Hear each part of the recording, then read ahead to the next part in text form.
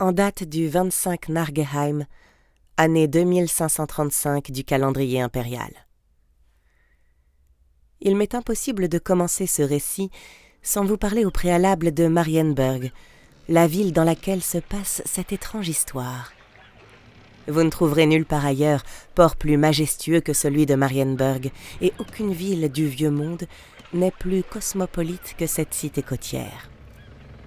Véritable point central de toutes les routes commerciales, il n'y a rien à Marienburg que l'on ne puisse trouver. Des quatre coins de l'Empire viennent par centaines des navires marchands de toutes les nations civilisées du Vieux Monde.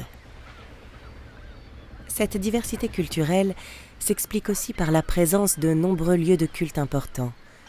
On y trouve par exemple le grand temple de Manaan, puissant dieu des océans où officie sa puissante matriarche. Au coin de certaines ruelles, il se chuchote que c'est ici même que se trouverait également le temple secret des disciples de Ranahald, dieu des voleurs, montant l'air, marchands et autres brigands peu scrupuleux. Si je vous parle de Ranahald, c'est parce que le début de notre histoire commence dans une petite taverne où l'on dit que le prince des voleurs en personne aime à se reposer.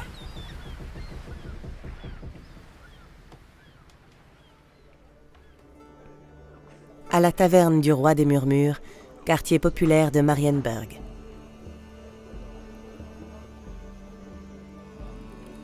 Ce soir-là, Tom, l'aubergiste, était on ne peut plus enjoué.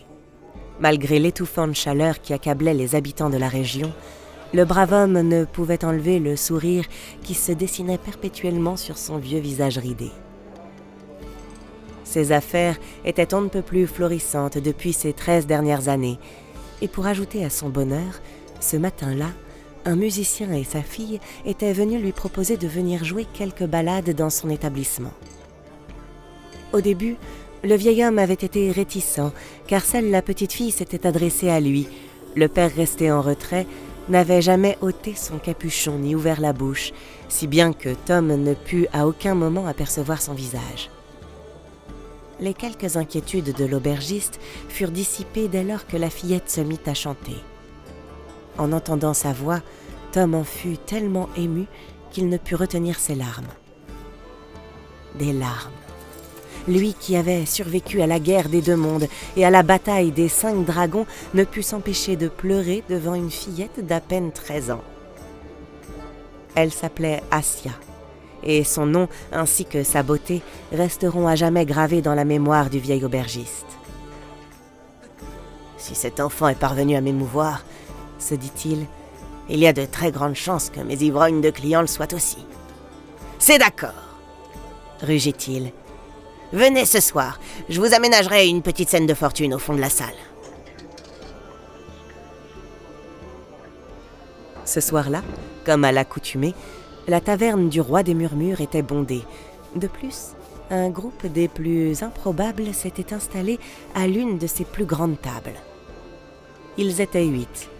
Tom connaissait certains d'entre eux, notamment Keshori, le fils de feu son vieil ami Kellen, ou Cheda, une étrange guerrière exotique qui traînait souvent dans le quartier commerçant. Les autres semblaient être de fiers guerriers et certains arboraient même l'emblème de puissants collèges de magie. Mais dans ce groupe, un homme en particulier attirait son attention. Cet homme, il le connaissait bien. Il s'appelait Shinta, et tout comme Keshori, il était lui aussi l'un des fils de son ami Kellen. Avant la disparition de son père, ce jeune homme d'à peine 20 ans avait été obligé de reprendre l'entreprise familiale. D'ordinaire, Tom n'était pas du genre à accorder de l'importance aux personnes qui venaient dans son établissement, fussent-ils de grands barons ou de parfaits mécréants. Mais pour Shinta, c'était différent. En effet, lorsque vous appelez votre commerce la taverne du Roi des Murmures, vous êtes particulièrement fier quand un grand prêtre de Ranahald vient s'asseoir à l'une de vos tables. La soirée commençait donc très bien et, selon toute vraisemblance, devait se prolonger sous les meilleurs augures. D'autant plus que les 2 musiciens ne devaient pas tarder à arriver. Et en effet, 10 minutes plus tard, l'homme encapuchonné et sa fille passèrent les portes de son établissement. De sa petite voix timide, la jeune fille lui demanda s'il pouvait dès maintenant aller s'installer sur la petite scène. N'y voyant aucune objection, Tom lui répondit par l'affirmative et lui dit qu'il allait dans quelques minutes annoncer le début de leur prestation. L'aubergiste s'adressa à l'assistance d'une voix grave et forte qui stoppa toutes les conversations et qui lui attira tous les regards approximatifs de l'assistance. « Mes chers amis, pour le bien de vos oreilles trop habituées à entendre de trop grandes absurdités, j'ai le plaisir d'offrir à vos esgourdes l'une des plus belles voix qui m'ait été donnée d'entendre. Voici pour votre bon plaisir, la jeune et talentueuse demoiselle Assia. » Quelques applaudissements polis retentirent alors, et la fillette s'approcha du bord de la scène. Son père avait fini d'accorder son luth et était assis derrière elle, le visage toujours complètement dissimulé sous son capuchon. La jeune fille prit la parole et tout le monde se tut. « Je vous souhaite à tous le bonsoir, belles gens. J'espère de tout cœur que notre prestation saura réchauffer vos âmes aussi bien que le fait l'hydromel de notre cher aubergiste. J'ai écrit cette chanson en souvenir de mon grand frère qui, pour notre plus grand malheur, nous a quittés beaucoup trop tôt. » Toute l'assistance était subjuguée par la voix et par la beauté pure et enfantine de cette jeune fille. Plus personne n'osait faire le moindre mouvement, et même le bruit des respirations était devenu presque imperceptible. Assia s'éclaircit la gorge et commença à chanter.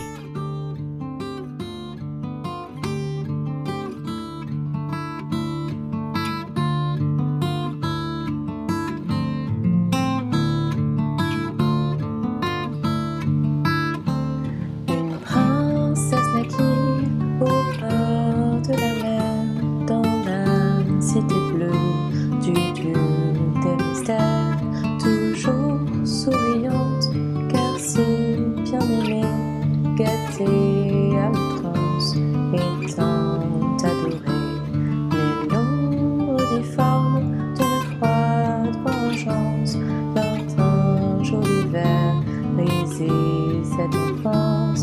À sa douce famille, elle fut enlevée, emportée par la force sur une île damnée, étendue sur l'autel d'un dieu sans nom. Ses beaux yeux de jade fermés pour de bon.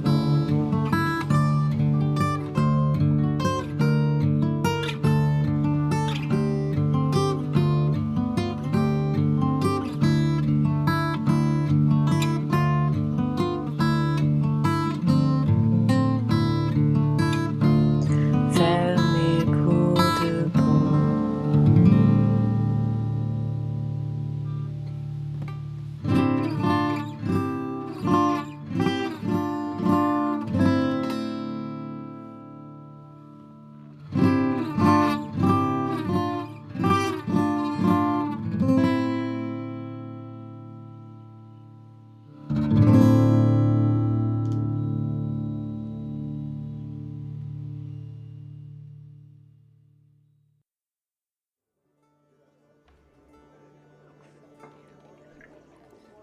Tout au long de sa chanson, et sans que personne n'y fasse particulièrement attention, Assia s'était avancée doucement vers la table des 8 aventuriers.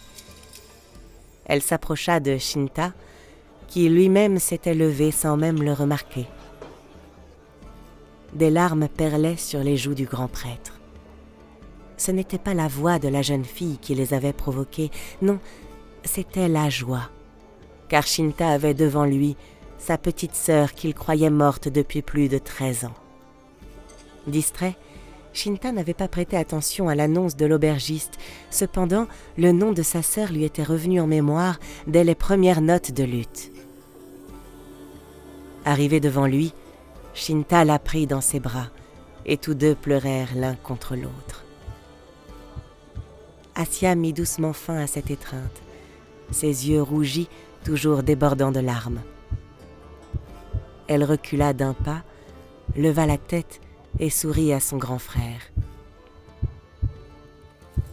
Un éclair argenté apparut dans sa main, illumina brièvement son beau visage et celui du grand prêtre. Dans un bruit mat, la tête de Shinta Belial tomba sur le sol, roula et s'arrêta au pied d'une guerrière aux cheveux d'or.